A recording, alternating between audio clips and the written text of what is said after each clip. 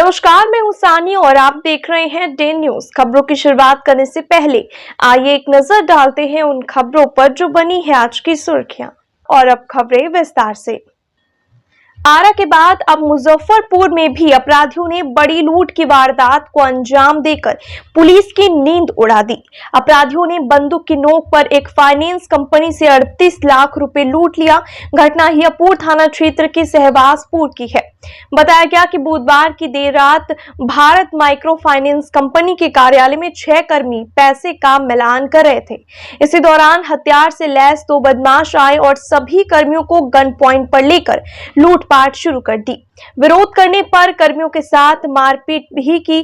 जाते जाते वे लोग कार्यालय में लगे सीसीटीवी का डीवीआर भी ले गए। गुरुवार की सुबह SSP Rakesh Kumar, ASP town Awadhesh Dixit और पुलिस की विशेष टीम मौके पर पहुंचकर घटनास्थल का मुआयना किया। पुलिस जगह जगह लगे सीसीटीवी कैमरे को भी खंगाल रही है। आशंका जताई जा रही है कि फाइनेंस कर्मी की भी इस लूटकांड में संलिप्तता हो सकती है। घटना के वक्त मौजूद फाइनेंस कर्मी को हिरासत में लेकर पूछताछ की जा रही है। बता दें कि एक दिन पहले आरा में कुछ इसी तरह एक्सिस बैंक में घुसकर बदमाशों ने महज 4 मिनट में 16 लाख रुपए लूट लिया था।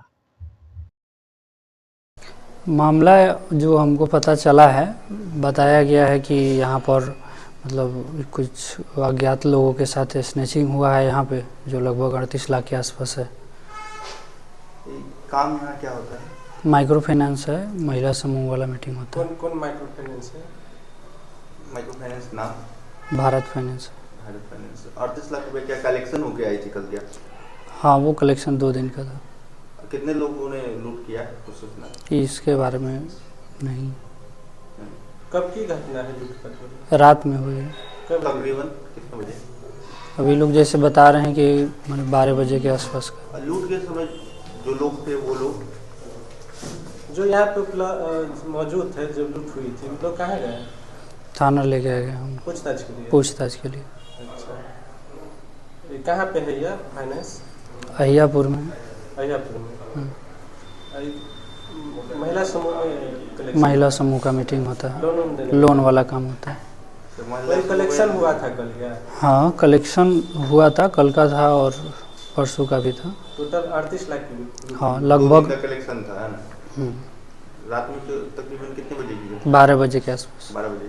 तो उस समय क्या सारा गेट खुला हुआ था कि क्या कुछ पता है? नहीं, इसके बारे में जानकारी। आज भारत फाइनेंस इंक्लूजन लिमिटेड नाम की एक माइक्रो फाइनेंस एजेंसी है, जिसका अहियापुर में सहवाजपुर लोकेलिटी में ब्रांच है। वहाँ पर कल रात में सूचना मिला था कि लगभग 12:30 बजे के आसपास 2 व्यक्ति हथियार के साथ में घुसे और 38 लाख रुपए की लूट की थी।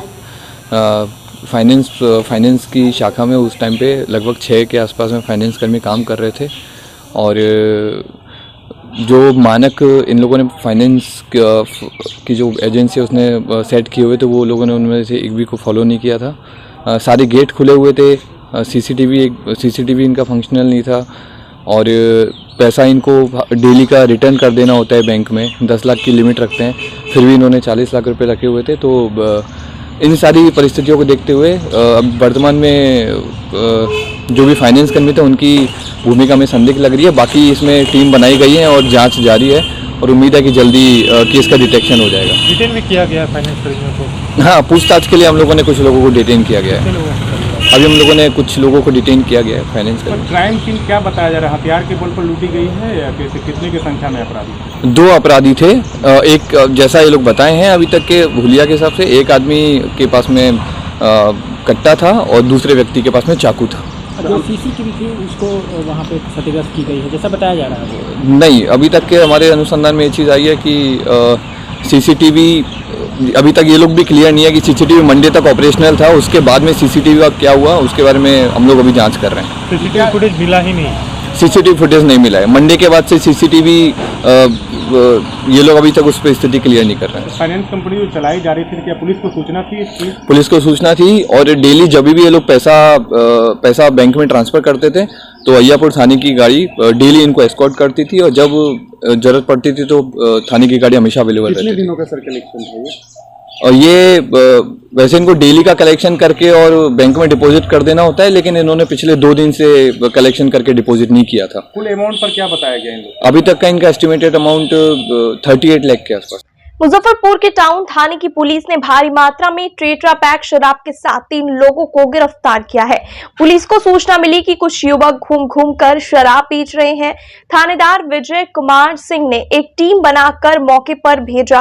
टीम ने 3 युवक को शराब बेचते दबोच लिया। गिरफ्तार तीनों तस्कर की पहचान काजी मोहम्मदपुर थाना क्षेत्र के सातपुरा नीम चौक निवासी अंकुश कुमार, नीम चौक के ही विशाल कुमार और मिठनपुरा थाना के रामबाग चकवासू निवासी मिथिलेश कुमार के रूप में हुई है। मिथिलेश पान दुकान में काम करता है, वहीं अंकुश और विशाल शराब लाकर मिथिलेश को देता था। नगर थानेदार विजय कुमार सिंह ने बताया कि इन तीनों के पास एक बैग में 50 पीस टेट्रा पैक शराब बरामद की गई है। तीनों से पूछताछ में और कई लोगों का नाम सामने आया है, जिसकी तलाश पुलिस कर रही है। कल्याणी चौक पर पान मंडी है, वहीं पर एक झोला में 180 पीस 180 ml का 50 पीस टेट्रा पैक बरामद हुआ है और इसमें 3 लोगों को पकड़ा गया है। तीनों कहाँ के रहने वाले हैं? तीनों कोई नीम चौक का है और कोई और मिठनपुरा इलाके का है। तीनों को जेल भेजा जा रहा है। बेचने वाले इधर खरीदने वाले? ये लोग बेच रहे थे, बेचने वाले। क्या स्कूटी से जाते थे बेचने? नहीं, वहाँ पे रह के साइड में रखे हुए थे झोला और जो उनके कस्टमर हैं जान पहचान वाले उनको बेचते थे। विश्व हिंदू परिषद के क्षेत्र संगठन मंत्री आनंद कुमार ने बताया कि 22 जनवरी को राम मंदिर के प्राण प्रतिष्ठा कार्यक्रम के साथ ही विहिप अपने आंदोलन एवं संगठनात्मक कार्यों को चलाने के लिए धर्म रक्षा निधि कार्यक्रम की योजना बनाई है। यह कार्यक्रम हर वर्ष चलाया जा रहा है। इसे लेकर गुरुवार को मुजफ्फरपुर के स्पीकर चौक स्थित अटल सभागार में बैठक की गई। बताया गया कि 15 जनवरी तक चलने इस कार्यक्रम के तहत 10 दिन तक अक्षत पूजन कार्यक्रम होंगे और अगले 10 दिन तक घर घर जाकर राम भक्तों को भगवान राम की तस्वीर देंगे। साथ ही 22 जनवरी को अपने घर में किस प्रकार श्रद्धानुसार पूजन करनी है यह भी बताएंगे। निधि पूजन कार्यक्रम धर्म रक्षा निधि विश्व हिंदू परिषद का उनका अपना एक वार्षिक कार्यक्रम है। इसमें हमारे कार्यकर्ता विश्व हिंदू परिषद संगठन चलाने के लिए अपना स्वयं का एक बार वर्ष में आर्थिक सहयोग करते हैं। यही धर्म रक्षा निधि है। जो सहयोग करते हैं उसके आधार पर विश्व हिंदू परिषद का कार्य हर जिले के अंदर, पूरे प्रांत भर में, देश भर के अंदर चलता है और यही अपनी एक पद्धति है कार्यकर्ताओं के समर्पण और सहयोग से काम को, आर्थिक सहयोग के द्वारा काम को बढ़ाने का। इसको लेकर आज क्या कार्यक्रम को लेकर आज क्या? इसमें आगे श्री राम जन्मभूमि मंदिर निर्माण के लिए जो अभियान अपना चल रहा था और आगे श्री राम जन्मभूमि का 22 जनवरी को प्राण प्रतिष्ठा होने वाली है, उसको लेकर के इस बैठक के अंदर चर्चा हुई। 1 जनवरी से लेकर के 15 जनवरी तक पूरे देश भर के अंदर जो भी राम भक्त लोग हैं उन राम भक्तों के बीच में पूरा अपना परिवार संगठन के कार्यकर्ता श्री राम जन्मभूमि अयोध्या की ओर से पूजित अक्षत लेकर के कार्यकर्ता घर घर जाएंगे, उनको निमंत्रण देंगे। इसके साथ ही साथ राम जन्मभूमि का चित्र भी देंगे। एक पत्रक ऐसा देंगे जिसमें 22 जनवरी को अपने अपने घर में क्या करना, समाज के अंदर कैसा संदेश देना, उसके बारे में पूरी जानकारी दी जाएगी। दूसरा, बहुत सारे लोगों के मन में जिज्ञासा है कि हमने राम जन्मभूमि के लिए धन दिया तो उस धन का क्या उपयोग श्री राम जन्मभूमि तीर्थ क्षेत्र कर रहा है। तो एक प्रकार का पत्रक और मिलेगा जो संपूर्ण हिंदू समाज को दी जाएगी, सभी घरों में दिया जाएगा, जिसमें वह श्री राम जन्मभूमि मंदिर का आकार क्या है, प्रकार क्या है, उसकी सीमाएं क्या है तथा उसके अंदर और भी कौन कौन से मंदिर का निर्माण होगा, उसकी संपूर्ण जानकारी हिंदू समाज के लोगों को ये कार्यकर्ताओं के द्वारा दिया जाएगा। उसकी भी चर्चा इस बैठक में की गई है। बंगाल की खाड़ी में बने चक्रवातीय तूफान मिचोंग ने मुजफ्फरपुर समेत उत्तर बिहार के मौसम पर भी प्रभाव डाला है। इसके कारण गुरुवार को मुजफ्फरपुर समेत उत्तर बिहार के अधिक संख्या भागों में बादल छाए रहे और बूंदाबांदी होती रही। मुजफ्फरपुर में 0.5 मिमी हल्की बारिश दर्ज की गई। शहर का न्यूनतम तापमान 14.2 डिग्री सेल्सियस रहा। मौसम विभाग के अनुसार अगले 24 घंटों के दौरान मुजफ्फरपुर में हल्की वर्षा की संभावना है। वहीं शेष भागों में आंशिक रूप से बादल छाए रहेंगे। सुबह में कोहरे का प्रभाव भी बना रहेगा। अगले 3 दिनों में न्यूनतम तापमान में 2 से 3 डिग्री सेल्सियस की गिरावट के आसार है।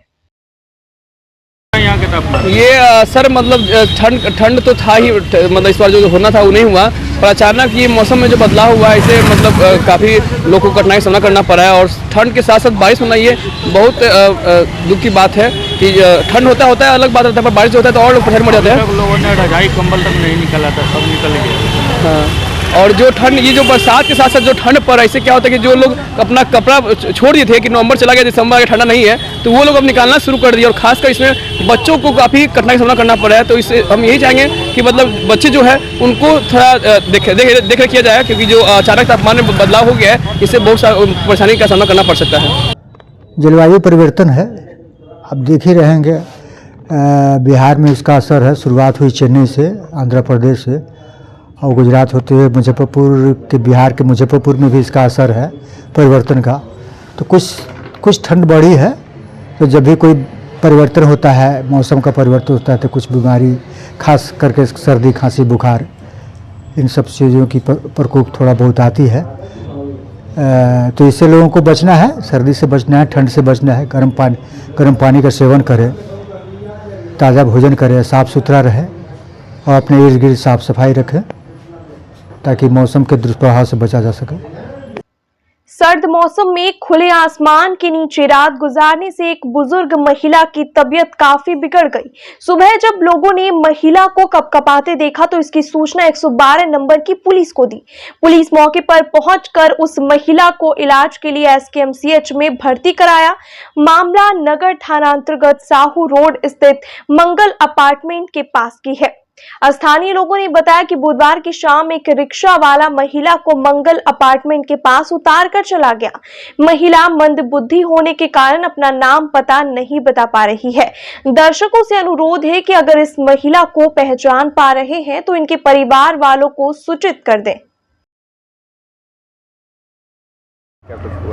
देखिए, आज इंसानियत इतना शर्मसार हो चुकी है कि कहीं भी कोई भी किसी प्रकार की महिला कहीं अगर लावारिस अवस्था में पड़ी रहती है तो लोगों की मानसिकता क्या हो गई है कि उस महिला को अपने घर से हटाने से लेकर और कहीं दूसरे स्थान पर इसको पैसे की बदौलत उसको रख दिया जाता है, लेकिन सही ठिकाने पर पहुंचाया नहीं जाता है। जिस तरह 112 नंबर की व्यवस्था की गई है लोगों की समस्या के लिए, उसी तरह एक एम्बुलेंस की भी सरकारी व्यवस्था होनी चाहिए ताकि एम्बुलेंस भी वहां पहुंचे, एम्बुलेंस को लोग फ़ोन करें, जानकारी दे, तुरंत किसी भी समस्या का समाधान तुरंत हो।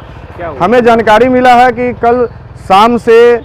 कल हमारे संजीव गुप्ता जी वार्ड 22 के, उनसे हमको जानकारी मिला कि यहाँ के लोगों को कुछ परेशानी हो रहा है। वो हमें फ़ोन किए तो बात जानकारी मिला कि कल शाम में 4 बजे कोई रिक्शा वाला आके इसको यहाँ छोड़ दिया गया मंगल अपार्टमेंट के नीचे, और इसी अवस्था में वो पड़ी रही, बेसुध पड़ी रही और रात भर बारिश में भीगती रही। इस अवस्था में अभी मैंने 112 में फ़ोन करके उसको देखा और 112 को फ़ोन करके 112 कनेक्ट किए और थाना हमारे विजय कुमार सिन्हा जी को शायद फ़ोन गया, वो अपनी समस्या को अपनी टीम भेजें, यहाँ हीरालाल पासवान जी आए और उनके निरीक्षण में इनको मेडिकल जाके पहुंचाने का काम किए। इसके लिए बहुत बहुत तहे दिल से धन्यवाद। पहचान हो पाया है? पहचान नहीं हो पाया है क्योंकि वो महिला थोड़ा दिमागी संतुलन उसका खराब है और यह मेडिकल में पहुंचा दिया गया। अगर किसी भी अवस्था में कहीं देखा जाए कि कोई आदमी कहीं भूले भटके हो तो मेडिकल से जाके संपर्क कर सकते हैं।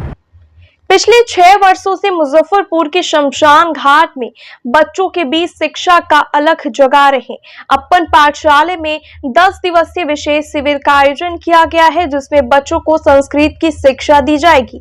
संस्कृत भारती के महानगर विस्तारक अंकुश कुमार झा गुरुकुल के गुरु की तरह परिधान पहनकर बच्चों को देव भाषा संस्कृत की शिक्षा दे रहे हैं। अंकुश कुमार झा ने कहा कि भारतीय संस्कृति एवं संस्कृत भाषा के संरक्षण एवं प्रचार प्रसार के संस्कृत भारती 1981 से देश भर में एक आंदोलन के रूप में कार्य कर रही है। इसी को आगे बढ़ाने में अपनी भूमिका मात्र निभा रहे हैं। बच्चे को बता रहे हैं संस्कृत भारती की योजना है। संस्कृत भारती है जो सन 1981 से संपूर्ण भारतवर्ष में संस्कृत की प्रचार प्रसार कर रही है।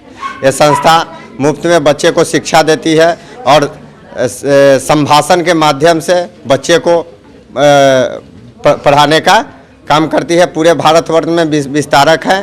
वो पाठशाला हुआ, जैसे जो संस्कृत से परिचित नहीं है उनको, किसी भी उम्र के लोगों को संस्कृत के बारे में जानकारी देना, संस्कृत पढ़ाना, जो पढ़ने के इच्छुक है उनको पढ़ाया जा रहा है। ये उत्सुकता कहाँ से उत्पन्न हो गई बच्चों से? बच्चों सब में जब संस्कृत नहीं जानेंगे तो संस्कृति को क्या जानेंगे। जितने वेद पुराण है सब संस्कृत में ही है, तो संस्कृत को तो जानना पड़ेगा, तब न वेद पुराण जानेंगे और अपनी संस्कृति को जानेंगे और संस्कार उनमें आएगा। कहाँ से बच्चे आते हैं? यहाँ बच्चे आते हैं, सिकंदरपुर स्टेडियम है, यहाँ सिकंदरपुर स्टेडियम में मुक्ति धाम है, इसी आसपास के बच्चे हैं। 1-2 किलोमीटर के जितने बच्चे लोग हैं वो लोग आकर यहाँ शिक्षा ग्रहण करते हैं। महोदय हैं सुमित महोदय, वो पाठशाला खोले हैं और बच्चे को शिक्षा दान देते हैं। और उसी में महोदय से बात हुई तो वो बोले कि आइए। अपन पाठशाला पिछले 6 सालों से चल रहे हैं और इसमें शिक्षा के साथ साथ संस्कारित करने का कार्य था। उसमें अब संस्कृत से ही संस्कार का विकास होगा, क्योंकि जब तक संस्कृत नहीं आएगी तब तक किसी अपने धर्म ग्रंथ को नहीं जानेंगे। और धर्म ग्रंथ में ही सभी चीज़ों का सार है, अपने सभी समस्याओं का समाधान है। इसके विकास के लिए संस्कृत, क्योंकि अब बच्चे 8वें 9वें 10वां में जा रहे हैं तो संस्कृत भी 100 नंबर का होता है और बहुत महत्वपूर्ण रहता है।